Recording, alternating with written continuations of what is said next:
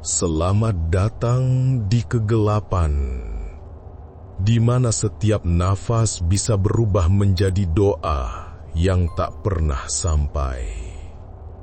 Malam ini, dengarkan baik-baik, karena kita akan memasuki sebuah kisah yang lahir dari rahasia gelap perjalanan terakhir.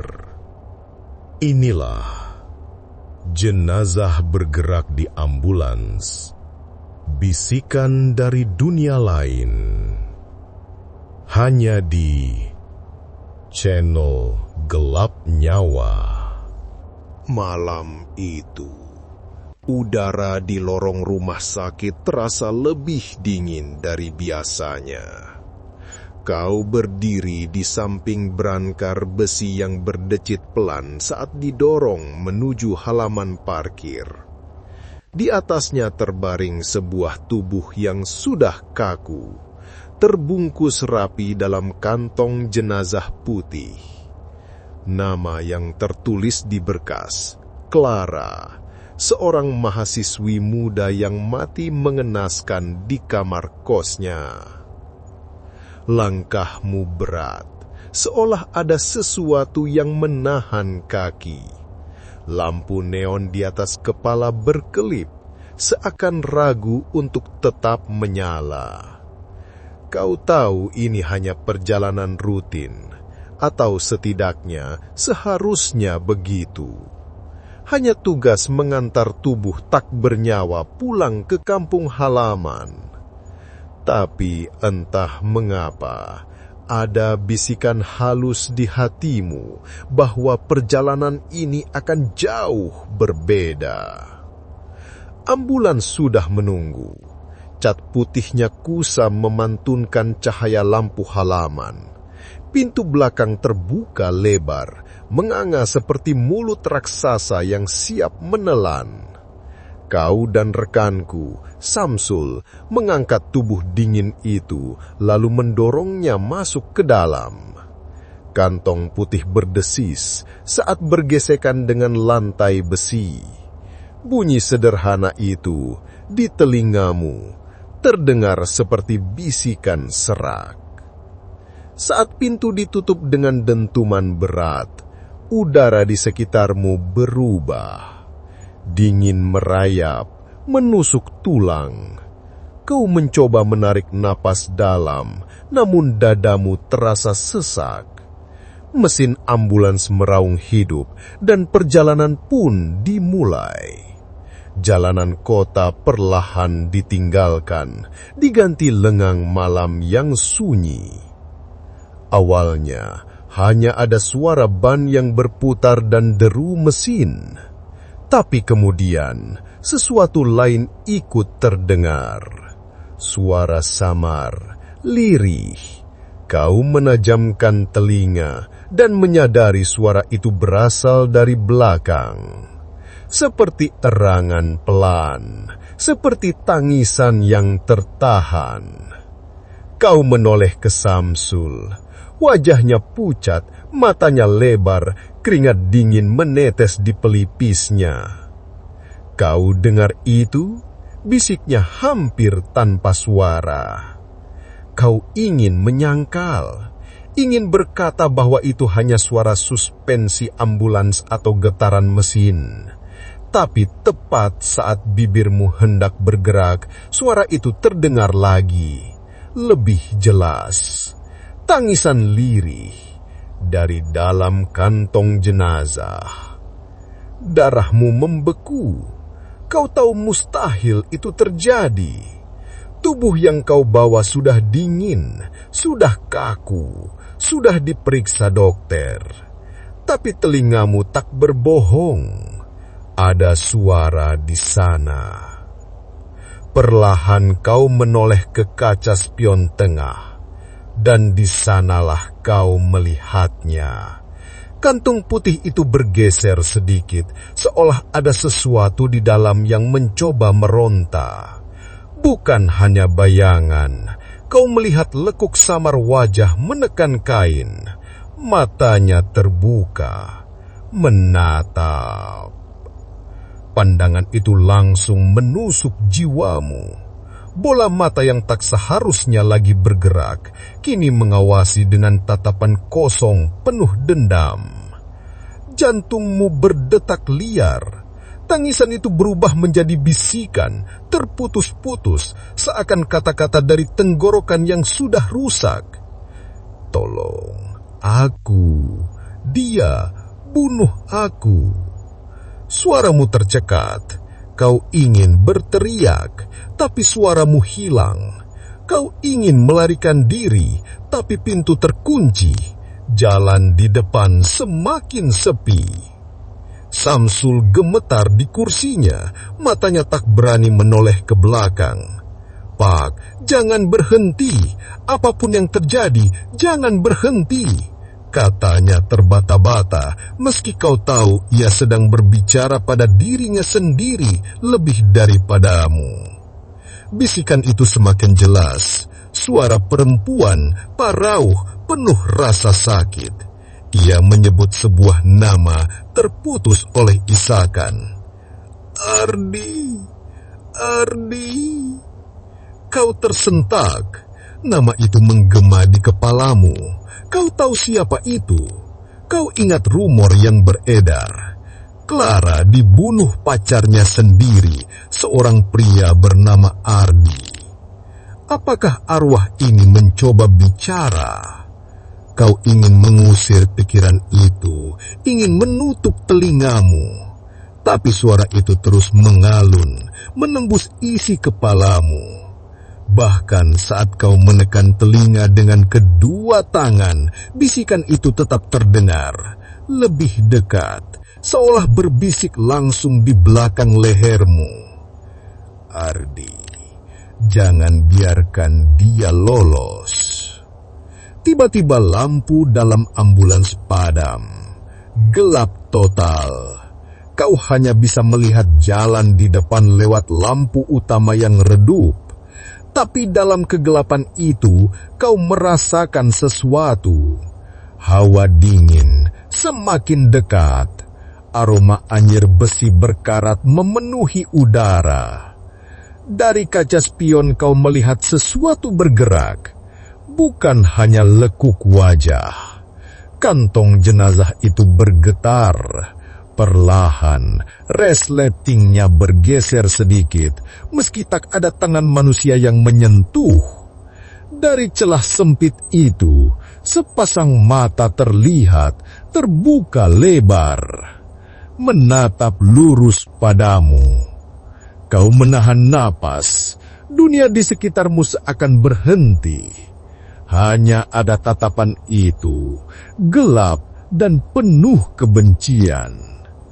Lalu, tanpa peringatan, kantong itu berguncang keras. Suara resleting berderit seakan-akan terbuka paksa. Kau mendengar jeritan samar bercampur dengan suara tangisan. Aku belum mati, aku dibunuh, dia harus ikut denganku. Ambulans berguncang, mesinnya meraung, dan kaca spion bergetar hingga hampir pecah. Kau berpegangan erat pada setir, sementara Samsul berdoa terbata-bata. Kata-katanya putus-putus, seakan doa itu sendiri enggan keluar di malam seperti ini. Namun doa itu tak membawa cahaya, hanya kesunyian yang lebih kelam.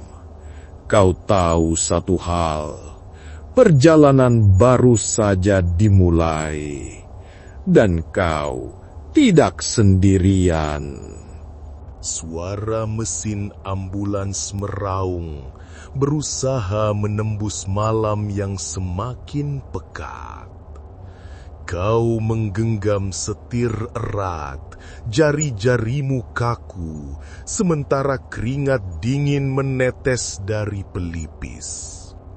Samsul di sampingmu masih menunduk, bibirnya komat kamit melafalkan doa yang terputus-putus, tapi setiap kata seolah hilang ditelan kegelapan. Di belakang, Kantong jenazah itu masih berguncang pelan. Sesekali terdengar gesekan resleting, seperti kuku menggaruk dari dalam.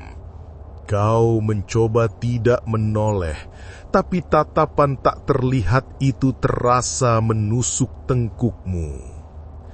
Kau mempercepat laju ambulans. Jalanan kota sudah lama tertinggal, digantikan jalur aspal panjang yang sepi. Kau tahu jalur ini menuju hutan perbatasan, jalan pintas untuk keluar kota. Biasanya hanya butuh 2 jam, tapi malam ini waktu terasa memanjang. Pohon-pohon tinggi mulai berbaris di sisi jalan, menutup pandangan seperti dinding hitam. Lampu depan ambulans menembus kabut tipis, tapi cahaya itu terasa rapuh, seakan tak mampu menyingkap kegelapan. "Kenapa kita lewat sini?" bisik Samsul dengan suara parau. "Lebih cepat," jawabmu singkat. "Cepat, atau kita sudah disesatkan?" Kata-kata itu menusuk pikiranmu. Kau ingin membantah, tapi matamu menangkap sesuatu. Papan penunjuk jalan yang seharusnya berdiri di tikungan kini lenyap. Kau mengingat dengan jelas, papan itu selalu ada di sana, menunjukkan arah ke desa tujuan. Tapi kini hanya ada kabut dan batang pohon yang berdiri diam. Ambulans terus melaju, namun jalan terasa berubah. Aspal yang halus kini penuh retakan. Di sisi jalan, akar-akar pohon merambat seperti ular, sebagian menjulur hingga ke tengah. Kau berusaha menghindari, tapi akar itu seolah bergerak, menyilangkan diri ke arah roda. "Berhenti! Berhenti!" teriak Samsul.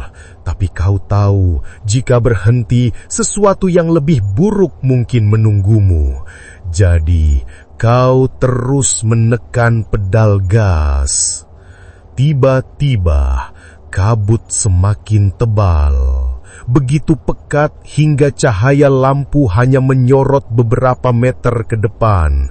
Suara-suara asing mulai terdengar, geremesik daun, langkah kaki samar, dan bisikan. Bisikan itu sama seperti sebelumnya, suara perempuan. "Ardi, jangan biarkan dia pergi. Bawa dia ke dalam hutan." Dadamu bergetar. Kau tahu nama itu, nama yang tadi disebut dari kantong jenazah, nama yang tidak boleh disebut. Samsul menutup telinganya dengan kedua tangannya. "Jangan dengarkan, itu bukan suara manusia," serunya. Tapi bisikan itu semakin jelas, semakin dekat, bahkan kini terdengar dari balik jendela ambulans. Kau menoleh sekilas dan darahmu membeku. Di antara pepohonan, sosok putih berdiri. Tubuhnya lusuh, rambut panjang menutupi wajah. Tangannya terentang seolah memanggil, dan saat ambulans melintas, sosok itu tidak bergerak, hanya kepala yang perlahan mengikuti arah pandanganmu. Kau tercekik oleh rasa takut. Itu wajah Clara, wajah yang tadi kau lihat menekan kantong jenazah, tapi bagaimana bisa ia berdiri di luar? Jangan lihat matanya!" jerit Samsul. Tapi terlambat, kau sudah menatap terlalu lama. Saat itu, sesuatu terjadi pada jalan di depan. Pohon-pohon yang seharusnya statis mulai bergerak. Batang-batang besar bergeser, akar-akar merambat ke aspal, dan perlahan jalan yang terbentang lurus menutup seperti pintu raksasa. Ambulans melaju kencang, tapi jalannya hilang di depan mata. Hanya ada dinding pepohonan yang saling merapat, menutup semua celah. Kau menginjak rem sekuat tenaga, ban berdecit, suara melontam raung, dan ambulans berhenti hanya beberapa meter dari dinding kayu hidup itu. Hening. Kau dan Samsul terdiam, napas kalian terputus-putus, keringat menetes deras. Lalu terdengar ketukan. Pelan, ritmis, dari dalam kantong jenazah. Tok, tok, tok. Kau ingin melarikan diri, tapi pintu terkunci dari dalam. Kau menekan tombol, menarik gagang, menghantam kaca, semua percuma. Ambulans ini bukan lagi kendaraan.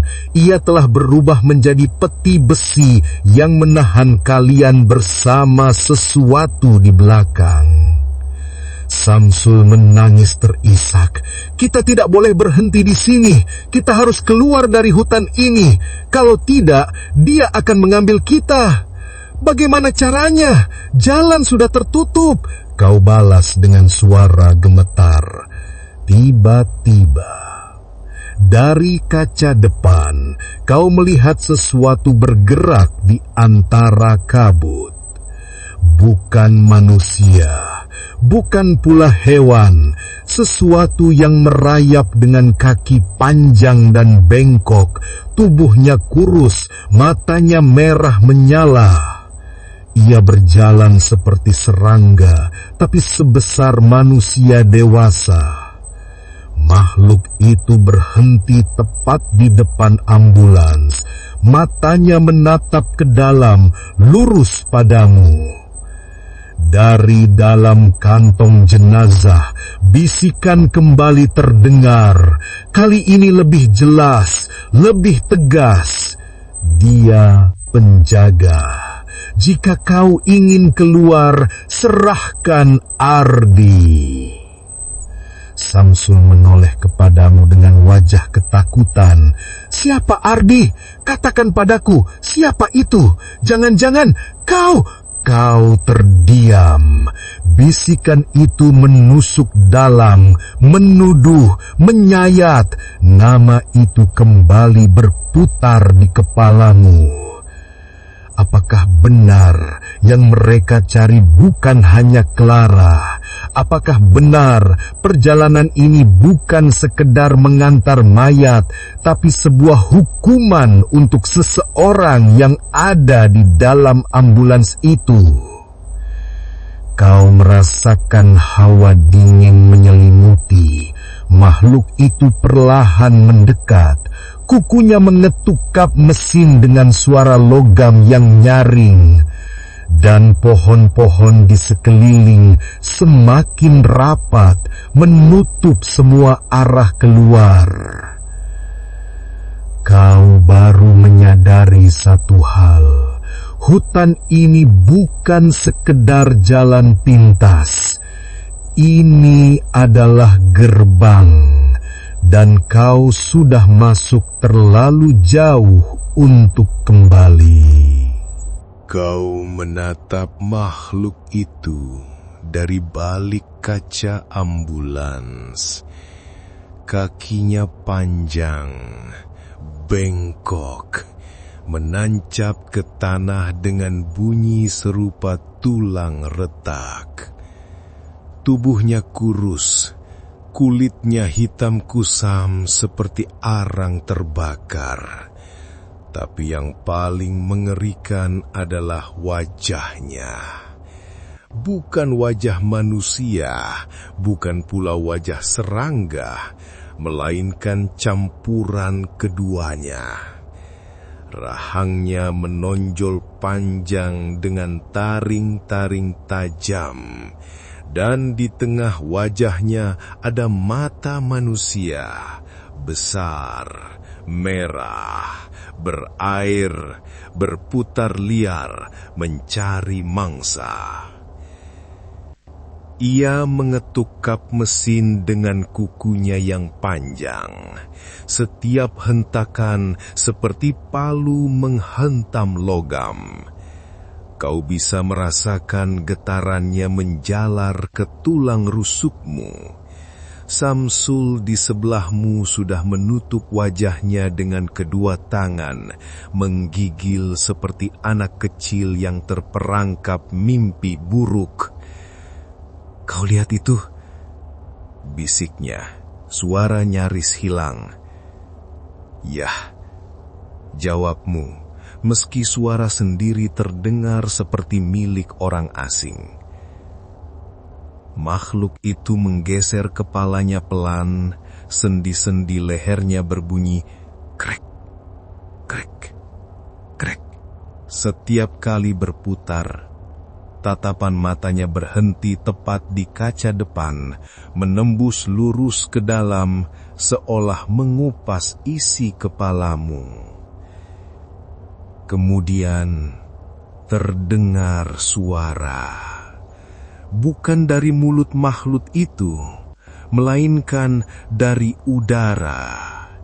Suara rendah, bergetar, seperti 1000 sayap serangga yang bersatu menjadi kata-kata. "Kau yang disebut Ardi, darahmu seakan berhenti mengalir." Kata itu lagi, nama terkutuk yang terus dibisikkan sejak jenazah dibawa masuk. Nama yang mungkin adalah kunci atau kutukan. Samsul menoleh cepat padamu, matanya liar, ketakutan bercampur tuduhan. Kenapa terus nama itu disebut? Siapa kau sebenarnya? Apa yang kau sembunyikan dariku?" Kau tak menjawab. Kau sendiri terperangkap oleh suara itu. Bagaimana mungkin makhluk yang bahkan bukan manusia bisa tahu nama itu? Bagaimana mungkin ruh Clara dan penjaga hutan ini berbicara satu bahasa? Makhluk itu bergerak. Pelan-pelan ia menaikkan tubuhnya. 6 kakinya mencengkram kap mesin, dan kini wajahnya hanya beberapa senti dari kaca depan. Napasnya berat, menimbulkan embun tebal yang menutupi kaca. Dari balik embun itu, ia melukis sebuah simbol dengan jarinya. Lingkaran dengan 3 garis patah yang menyilang. Kau pernah melihatnya di foto barang bukti kematian Clara. Simbol aneh yang tergores dengan darah di dinding kamar kos tempat ia ditemukan. Dada terasa hancur. Semua bagian kisah ini mulai menyatu. Clara tak mati biasa. Ia mati sebagai bagian dari sesuatu yang lebih gelap, lebih dalam, dan kini ruh itu menuntutmu. Bisikan dari belakang kembali terdengar, kali ini lebih tegas, lebih menuntut. "Jangan biarkan Ardi lolos, serahkan dia, serahkan dia." Kau merasakan dingin menjalar ke punggungmu. Kantong jenazah itu kembali bergerak, resleting yang bergetar. Sesuatu dari dalam mencoba keluar, didorong oleh suara yang menuntut. Samsul histeris. Kita harus keluar dari sini." Ia mencoba meraih pintu tapi terkunci. Ia menendang kaca tapi hanya retak kecil yang muncul. Ambulans ini benar-benar seperti jeruji besi. Makhluk itu kemudian mengeluarkan suara lain. Kali ini jauh lebih tajam seperti dengungan nyamuk diperbesar 1000 kali lipat. Kau menutup telinga, tapi suara itu bukan lewat gendang telinga. Ia langsung menusuk ke dalam kepala. Dan di sela dengungan itu, kata-kata kembali terbentuk. Jika Ardi tidak diserahkan, jalan ini tidak akan terbuka. Kau akan terjebak selamanya. Matamu terpejam, jalanan hutan yang tertutup, pohon-pohon yang saling merapat, dan kini penjaga yang menunggu dengan sabar. Semua tanda mengarah pada satu hal. Kau sedang diadili. Ambulans bergoncang tiba-tiba. Kau membuka mata dan melihat makhluk itu memukul kap mesin keras sekali hingga kaca depan bergetar hampir pecah. Getaran itu membuat tubuh Samsul terlempar ke kursi dan kau nyaris kehilangan kendali. Tapi sebelum kau sempat berpikir, resleting jenazah akhirnya terbuka lebar. Bunyi zrrrt panjang membelah keheningan. Dan dari dalamnya sesuatu bangkit. Bukan tubuh manusia utuh, melainkan sosok Clara dengan wajah hancur, mata melotot, mulut ternganga seperti hendak menjerit. Tubuhnya kaku tapi dipaksa bergerak, tulang-tulang retak saat ia duduk perlahan di brangkar. Tatapannya kosong, tapi mulutnya bergerak, dan dari mulut itu keluar suara, bukan jeritan, bukan tangisan, melainkan bisikan yang kini terdengar jelas olehmu, Samsul dan makhluk penjaga itu sekaligus. Serahkan Ardi, atau ikut denganku selamanya. Makhluk berwajah serangga menunduk hormat, seperti tunduk pada perintah ruh itu. Ia mengetuk kap mesin sekali lagi, lalu berhenti. Matanya tetap menatapmu, menunggu keputusan. Samsul mendorong tubuhmu, histeris. Kalau benar kau Ardi, katakan sekarang. Katakan sebelum semuanya terlambat. Jangan seret aku dalam neraka ini. Kau tak bisa bicara. Tenggorokanmu terkunci. Tapi dalam hatimu kau tahu sesuatu. Nama itu bukan asing bagimu. Ardi bukan hanya rumor. Ia bagian dari masa lalumu, bagian dari dosa yang sudah kau kubur. Dan kini, dosa itu bangkit, menuntut pembayaran. Ambulans hening, hanya ada dengungan, bisikan, dan tatapan mata merah dari makhluk di depan.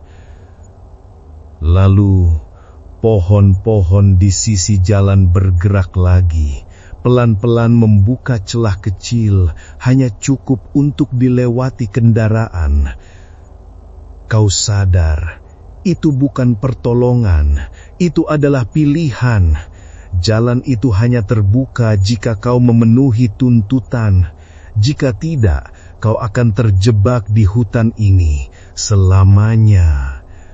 Kau menggenggam setir erat, tubuh gemetar. Di belakang Clara yang sudah bangkit terus menatapmu, di depan penjaga serangga menunggu, dan di sampingmu Samsul siap meloncat ke tenggorokanmu jika kau tak mengaku. Malam ini, semua ruh, semua makhluk, semua mata yang tak terlihat menunggumu. Apakah kau akan menyerahkan nama itu, atau ikut terjerat dalam kegelapan yang tak berakhir.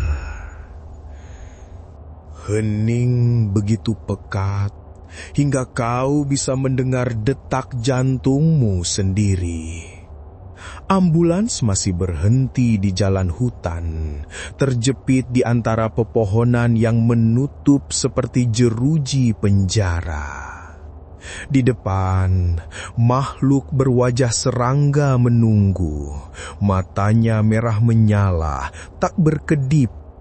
Di belakang, jenazah Clara yang seharusnya diam kini duduk tegak di atas brangkar. Wajahnya hancur tapi matanya hidup, menatapmu dengan tajam seolah tahu semua rahasia yang kau simpan.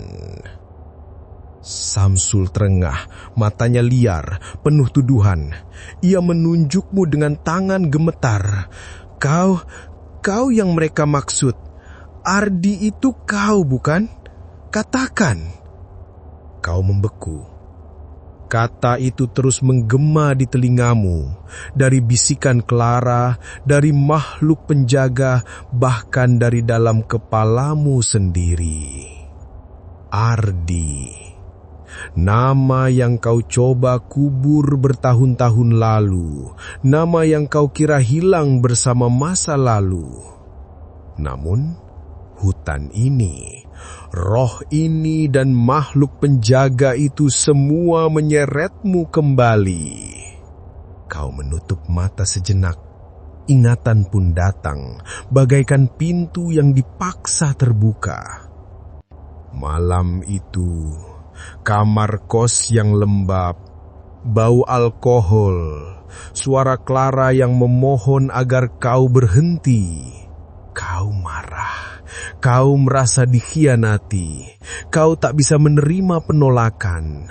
Dalam kemarahan buta, tanganmu mendorongnya terlalu keras. Kepalanya membentur meja. Darah mengalir. Clara menjerit sebentar, lalu diam. Nafas terakhirnya terputus dalam keheningan malam. Tubuhmu gemetar saat kenangan itu menghantam. Kau ingat dengan jelas, kaulah Ardi, kau pembunuhnya. Tidak, bisikmu lirih, meski suaramu sendiri terdengar hampa. Samsul menatapmu ngeri. Astaga, jadi semua bisikan itu benar. Di belakang, Clara menggerakkan mulutnya, rahangnya berderak, tulangnya seakan dipaksa bergerak. Dari mulut yang sudah beku, keluar suara parau yang menghantui. Aku tahu, kau tak bisa lari, Ardi. Malam ini, aku akan membawamu. Kau memegang setir seolah itu bisa menahan tubuhmu dari runtuh. Samsul mundur, wajahnya penuh ketakutan, matanya menolak menatapmu. Aku ikut terjebak karena kau, Ardi. Kalau mereka hanya menginginkanmu, kenapa aku harus ikut terseret ke neraka ini? Aku tidak bersalah. Kau ingin menjawab, tapi makhluk berwajah serangga mengetuk kaca depan dengan kukunya. Tok, tok, tok. Suara itu seperti palu kematian. Bisikan muncul lagi. Kali ini bukan dari satu mulut, melainkan dari segala arah. Dari pepohonan, dari tanah, dari udara yang kau hirup. Pengakuan, harus ada pengakuan. Jika tidak, jalan ini akan tertutup selamanya. Kau tersedak oleh rasa takut, tapi di saat yang sama ada sesuatu dalam dirimu yang tahu. Roh ini tidak hanya menginginkan tubuhmu, ia ingin kebenaran terucap. Ia ingin mendengar pengakuan dosa dari mulutmu sendiri. Samsul gemetar, tangannya menempel di kaca. Katakan, Ardi, katakan sekarang sebelum kita semua mati di sini. Lalu, Lampu ambulans mati mendadak, gelap total. Dalam kegelapan itu, kau merasakan sentuhan dingin di bahumu. Jari-jari Clara, meski jenazahnya masih di belakang, kini seperti menyentuh langsung. Nafas dinginnya merayap di telingamu. Katakan, atau aku akan memanggilmu satu persatu, menarikmu ke dalam. Dan di hadapanmu, dalam kegelapan muncul bayangan. Wajah Clara hanya beberapa inci dari wajahmu. Matanya hitam pekat, bibirnya sobek lebar dengan senyum yang tak manusiawi. Samsul menjerit, "Aku tidak tahan lagi, katakan, katakan." Akhirnya, bibirmu terbuka, suaramu pecah, gemetar, namun keluar dengan jelas. "Aku, Ardi, aku yang membunuh Clara." Begitu kata-kata itu terucap, dunia di sekitarmu berubah. Suara angin meraung, pohon-pohon bergetar seperti badai meski udara tetap sunyi. Tanah bergetar di bawah roda ambulans dan makhluk berwajah serangga mengeluarkan jeritan panjang. Kepalanya menengadah, mulutnya menganga lebar menampilkan ribuan gigi kecil yang berputar. Dari tubuh Clara, cahaya hitam pekat keluar, berputar di udara seperti asap hidup. Ia menjerit, suara parau bercampur tangis. "Pengakuan sudah didengar." Samsul menutup telinga, menangis seperti anak kecil, tapi kau hanya duduk diam, seolah semua tenaga telah hilang. Kau tahu, tidak ada jalan kembali. Kau sudah mengaku dan pengakuan itu bukan kebebasan, melainkan pintu untuk sesuatu yang lebih gelap. Clara menunduk, wajahnya hancur tapi senyumnya semakin lebar.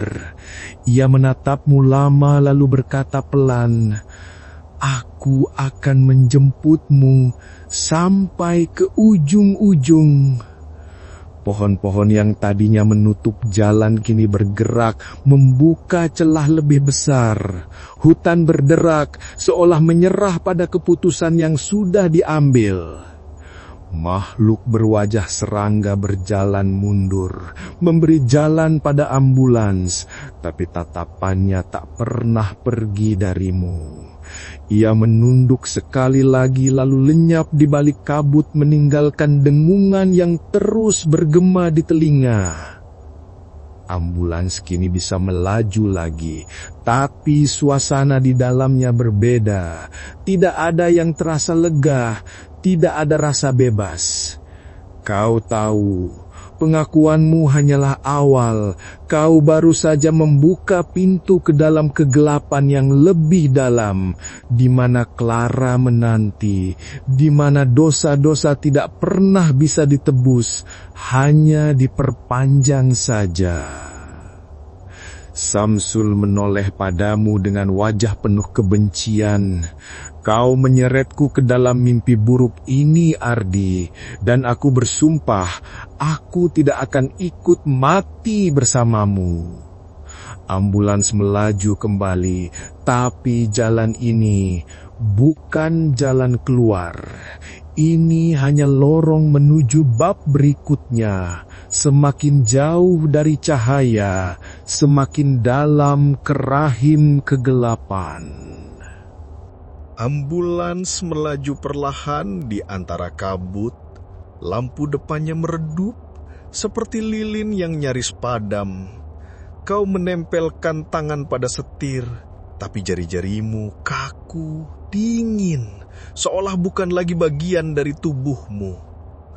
Di belakang, jenazah Clara kembali terbaring, namun mata kosongnya tetap terbuka, menatap langit-langit dengan tatapan yang menusuk jiwa. Samsul duduk di kursi sampingmu, tubuhnya kaku, wajahnya pucat. Ia tidak lagi menatapmu, seolah kehadiranmu sendiri adalah wabah. Tangannya menggenggam rosario kecil yang ia simpan di saku. Bibirnya berkomat kamit membaca doa, tapi suara yang keluar justru pecah, tidak beraturan, seperti doa yang tak bisa sampai. Hening. Hanya suara mesin ambulans yang berat bergema di tengah hutan yang kini terasa tak berujung. Namun semakin jauh kau melaju, sesuatu yang ganjil muncul. Pohon-pohon di tepi jalan selalu sama, ranting bengkok, akar mencuat, dan kabut pekat yang terus bergulir, seolah-olah kau hanya berputar di tempat. Aku rasa kita tidak bergerak, bisik Samsul, suaranya bergetar. Kau melirik kaca spion, dan saat itu kau melihatnya. Clara tidak lagi di berangkar. Ia berdiri di belakang ambulans, tepat di pojok, tubuhnya kaku, wajah hancurnya menghadap ke depan. Mata hitamnya menatap lurus ke arahmu. Kau menelan ludah, mencoba meyakinkan dirimu itu hanya ilusi, tapi Samsul melihatnya juga. Ya Tuhan, dia berdiri, bisiknya dengan nada putus asa. Saat itu, lampu dalam ambulans menyala dan mati sendiri, berkelip seperti lilin tersapu angin. Dalam setiap kedipan cahaya, Clara semakin dekat, dari belakang ke kursi tengah, lalu tepat di sampingmu. Samsul menjerit, mendorong pintu ambulans dan memaksa keluar. Ia terhuyung ke jalan kabut, tubuhnya gemetar hebat. Aku tidak mau mati di sini. Kau sendiri yang bersalah, Ardi. Biarkan aku keluar. Kau ingin menahannya, tapi suaramu tercekak. Samsul berlari ke dalam kabut. Sekejap tubuhnya lenyap di telan kegelapan. Langkahnya bergaung, lalu terputus mendadak. Sunyi. Dan kemudian, dari jauh, terdengar jeritan, panjang, penuh siksaan, lalu hening lagi. Kau sendiri sekarang. Ambulans tetap melaju, meski kakimu tak menginjak pedal, seolah ada tangan tak kasat mata yang mengendalikan setir. Kau hanya penumpang. Clara kini duduk di kursi sampingmu, menggantikan posisi Samsul. Wajahnya penuh luka, bibir sobeknya tersenyum. Kau pikir bisa lari, Ardi? Tidak ada jalan pulang. Jalan ini hanya menuju satu arah. Kau memalingkan wajah, mencoba tidak menatapnya, tapi jari-jarinya yang dingin menyentuh lehermu, seperti es yang menembus kulit. Kau gemetar, hampir muntah, karena rasa takut yang menggerogoti dari dalam.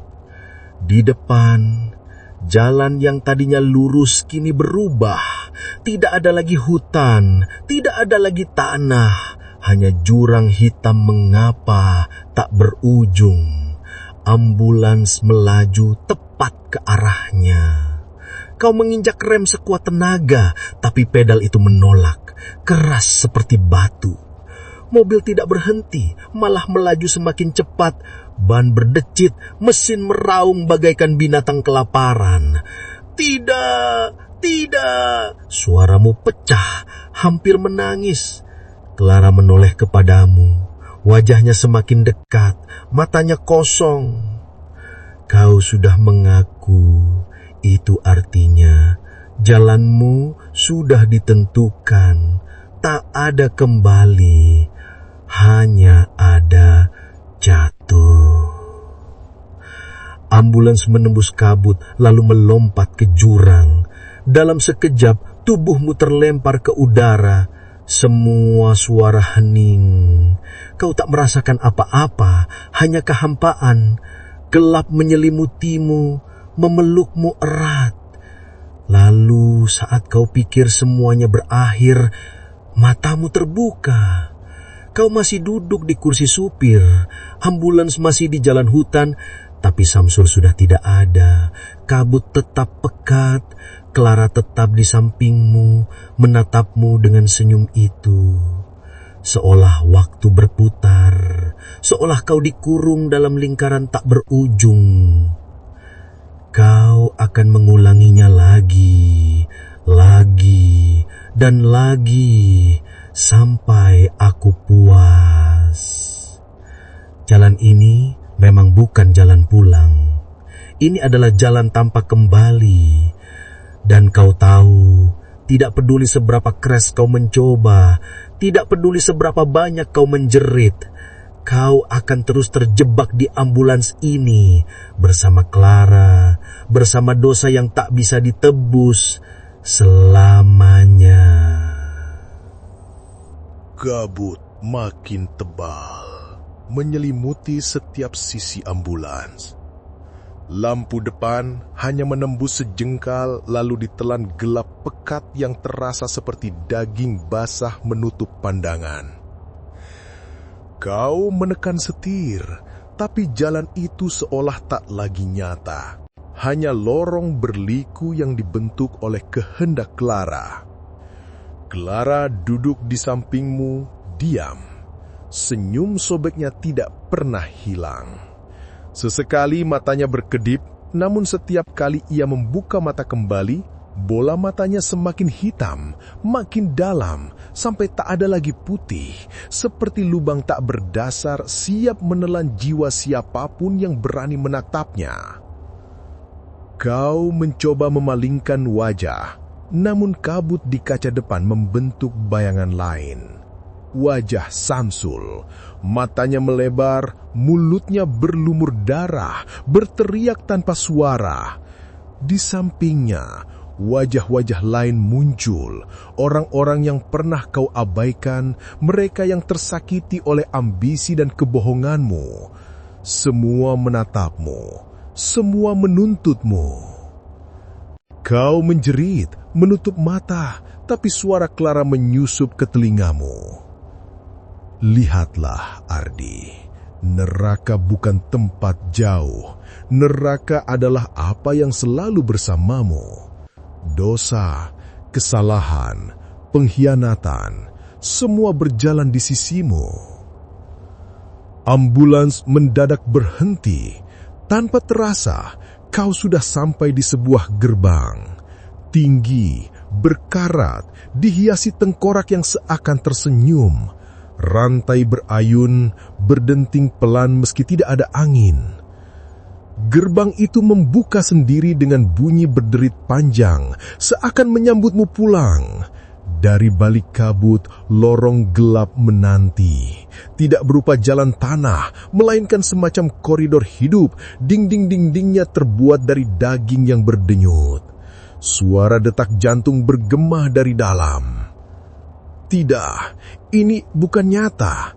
Kau berbisik pada dirimu sendiri, berusaha menyangkal. Namun Clara bangkit dari kursi. Tubuhnya melayang tanpa menapak. Ia menoleh, wajahnya semakin hancur. Kulitnya terkelupas, darah hitam menetes dari matanya. Ini nyata, lebih nyata daripada hidupmu. Kau sudah memasukinya dan tidak ada pintu keluar. Tiba-tiba pintu ambulans terbuka sendiri. Udara dingin masuk, bercampur bau anyir, darah dan daging busuk. Kau menahan nafas, tapi bau itu masuk jauh ke paru-paru, membuatmu mual hingga hampir muntah. Sebuah tangan pucat mencengkeram bahumu. Kau menoleh, Samsul. Wajahnya terbakar, matanya hilang, giginya penuh darah. Ia mendekatkan bibirnya ke telingamu. Kau yang menyerahkan aku, sekarang giliranmu. Ia menarik tubuhmu keluar dari ambulans. Kau terjatuh, menabrak tanah yang lunak dan basah. Namun bukan tanah yang kau rasakan, melainkan sesuatu yang berdenyut, licin seperti organ hidup. Setiap kali kau menekan tanah itu, terdengar jeritan samar, seolah kau menginjak tubuh orang yang masih bernyawa. Kau merangkak mundur, panik, tapi Clara sudah berdiri di depanmu. Tangannya terangkat menunjuk ke lorong daging. Masuklah, tempatmu ada di sana, bersama kami. Kabut bergerak membentuk sosok-sosok yang kau kenal. Ibumu yang pernah kau dustai, rekanmu yang pernah kau hianati, Samsul, sahabatmu yang kini menjadi makhluk setengah arwah. Mereka semua berdiri, menatapmu. Wajah mereka hancur, daging terkelupas. Ikutlah, bisik mereka bersamaan. Suaranya bergema ribuan kali lipat. Ikutlah, ikutlah, ikutlah. Kau menjerit, berlari ke arah sebaliknya, tapi setiap langkah hanya membawamu kembali ke titik yang sama, depan gerbang di hadapan Clara. Ambulans di belakangmu meledak tiba-tiba, api hitam menyembur ke langit. Tapi api itu tidak memberi terang, hanya kegelapan yang lebih pekat. Dari balik api, suara ribuan orang menangis, menjerit, meminta tolong. Clara mendekat, wajahnya menempel pada wajahmu, nafasnya dingin, menusuk tulang. Neraka bukan tempat yang kau tuju, Ardi. Neraka adalah kau sendiri, dan aku hanya kunci yang membukanya. Tangannya masuk ke dadamu. Kau menjerit, merasakan dingin merayap ke seluruh tubuh. Darahmu membeku, jantungmu diremas. Kau ingin melawan, tapi tubuhmu lumpuh. Dalam tatapan terakhir sebelum semuanya hilang, kau melihat sesuatu di matanya. Bukan hanya kebencian, tapi juga kepuasan. Kau tahu, dendamnya terbayar dengan hidupmu. Gelap, hening, tidak ada lagi suara mesin, tidak ada lagi doa, tidak ada lagi jalan. Hanya kabut, hanya kegelapan, dan bisikan terakhir yang terus terngiang meski kau tak lagi punya tubuh. Kau milikku selamanya. Kau sudah mendengar bisikan dari dunia lain. Tapi ingatlah, setiap kisah gelap selalu meninggalkan jejak. Mungkin setelah video ini selesai, kau masih akan mendengar suara samar di belakangmu. Jika kau berani, tetaplah bersama kami di channel Gelap Nyawa. Karena kegelapan tidak pernah benar-benar berakhir. Sampai jumpa di kisah horor berikutnya.